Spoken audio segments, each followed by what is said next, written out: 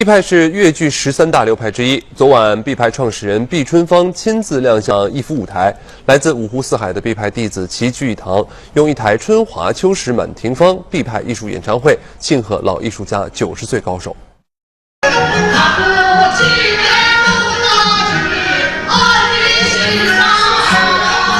这是粤剧三笑中的经典唱段《点秋香》。舞台上5代毕派传人分组登台，齐声唱响这段广为流传的旋律，感染了现场每位观众，也寓意着粤剧毕派艺术的代代相传。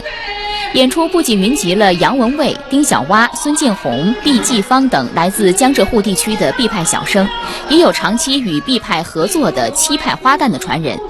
此外，其他流派的粤剧名家钱惠丽、方亚芬、王志平也将轮番登台，甚至反串表演。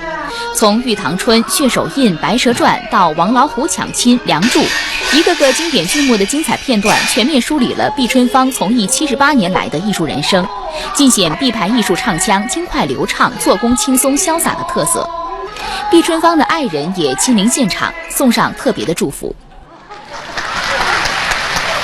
对毕老师说一句：“我爱你。” 2个半小时的演出接近尾声，在众多毕派子弟的簇拥下，90高龄的毕春芳出现在舞台上，引爆全场。伴随着生日歌的旋律，在全场观众的祝福下，毕春芳许下生日愿望。90后的老演员，我们希望呢，阿拉这个事业代代相传。 继往开来，一代要比一代好。随后，毕春芳起身亲手切下生日蛋糕，见证这一时刻的戏迷观众也都激动万分。就有希望一样，就是搿种老头手期待，阿拉讲的戏迷老开心啊！他还思路这么清楚，非常棒，非常好。喜欢了几十年了，今年终于圆了一个好梦。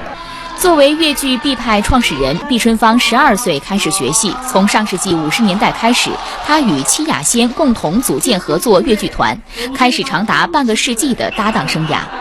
这2年是坐立不安啊，把我待遇太好了。今朝本来我实在来不动啊，发毛病啊，所以我哪能？ 我想介许多人来祝福我啊！我随便哪能知道我一定要来啊！记者张海燕报道。